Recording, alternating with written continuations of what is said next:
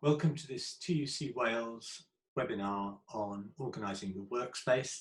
My name is David Pardey from the Professional Development Centre, and in this short session I want to introduce some ideas about how to ensure that your workspace, the area where you're working, when you're working from home, is organised as efficiently and effectively as possible. This webinar is a companion to the other webinar I've done, Organising Your Workload, which focused on what you're doing. In this session, we'll be looking more at how you do it.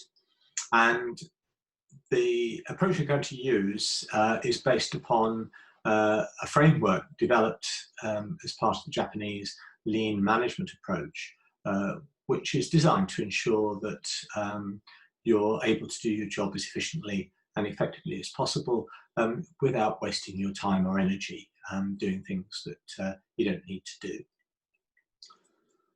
The 5S framework, as it's called, is based upon 5 Japanese words that begin with the letter S: Seiri, Seiton, Seiso, Seiketsu, and Shitsuki.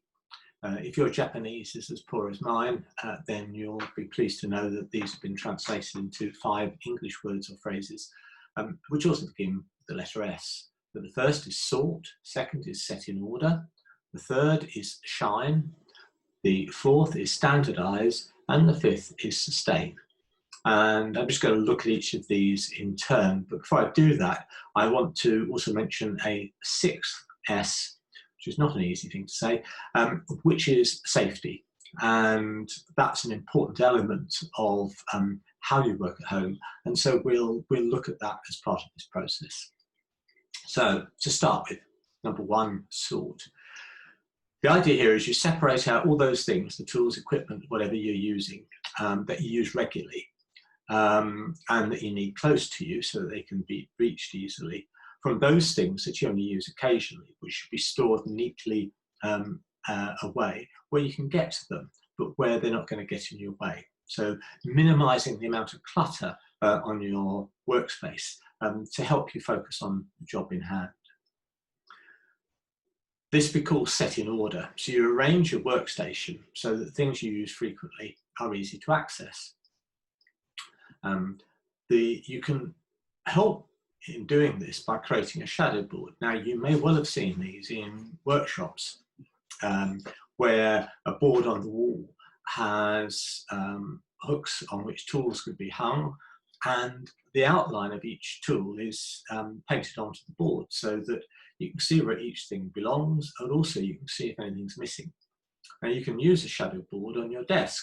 You can see in the picture showing where the monitor goes, the keyboard, the mouse, the telephone, and your coffee pod, if you want to have one there.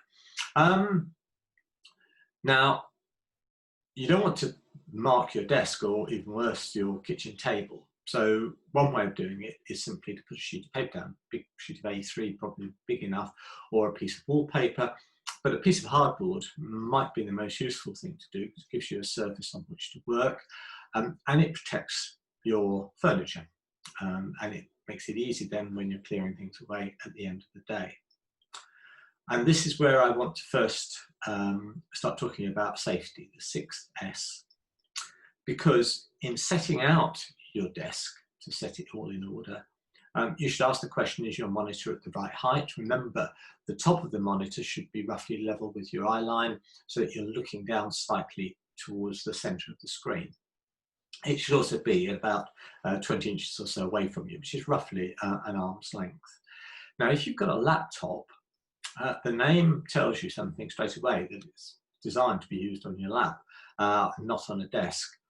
If you've got it on your desk, as many people have, the screen is actually lower than it should be. The result of this is that you will tend to have your neck bent over, so you're looking at it squarely, and that is not healthy. So one way of resolving that is to raise your laptop up, put it on a stand or some blocks or even some books if it's safe.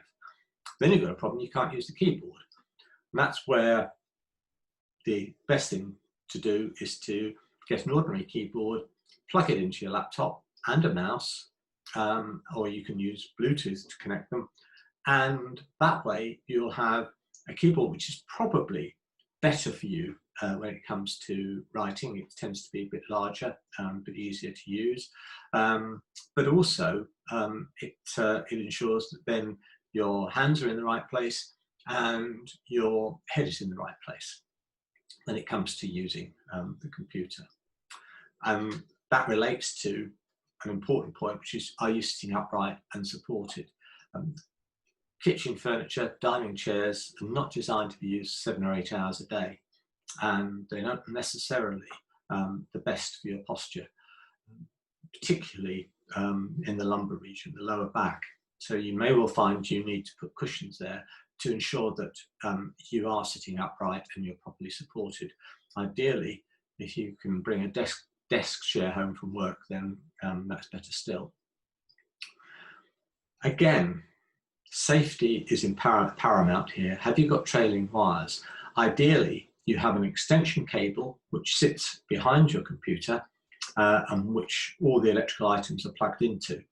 A single cable should then run down to the ground, ideally down a table leg or desk leg, and then across the floor to a socket if it has to, and then be covered over with a rug if you haven't got a proper cable cover, or even some gaffer tape just to hold it down.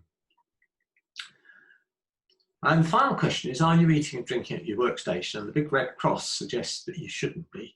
And that's for safety reasons. Probably more keyboards get damaged by spilt drinks than by any other reason.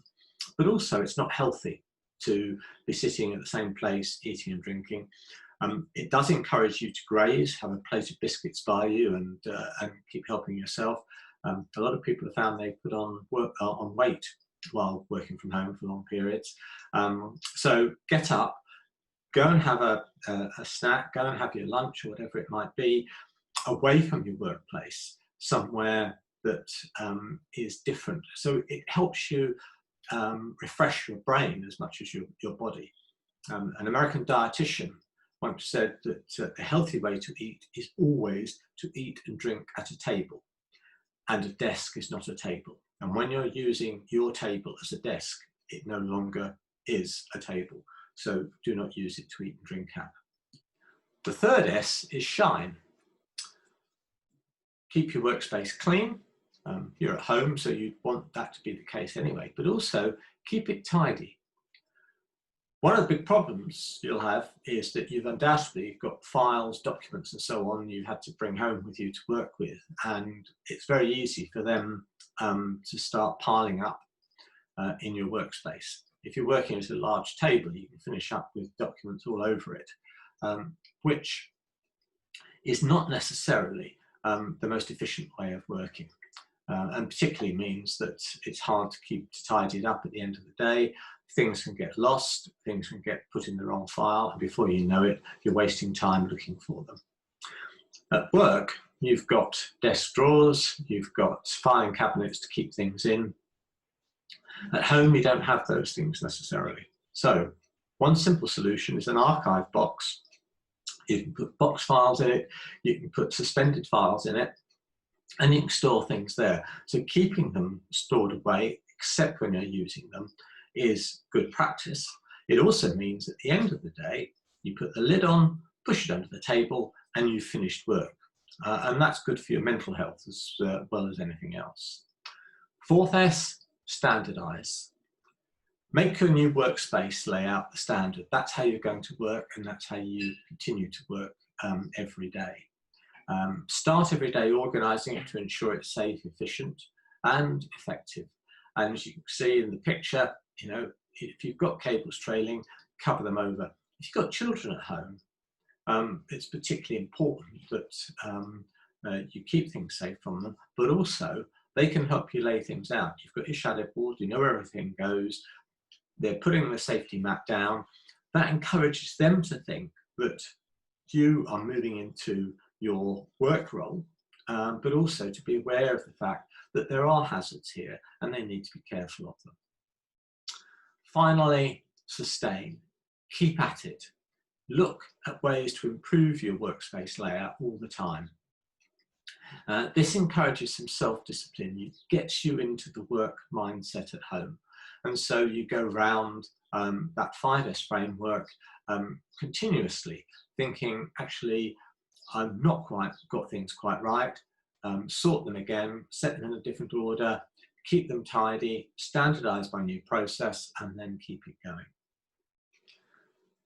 So there you are, 5 simple S's to help you in organising your workspace, but with that 6th S as probably the most important, ensuring that your workspace is safe.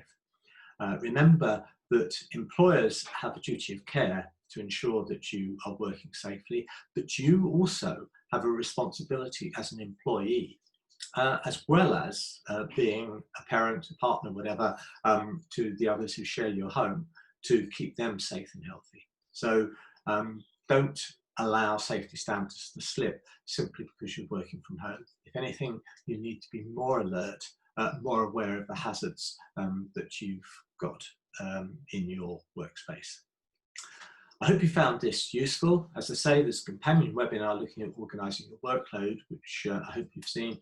There's also a short handout that goes with this, which runs through some of the things that I've talked about and expands on them in a little bit more detail. Thank you for watching.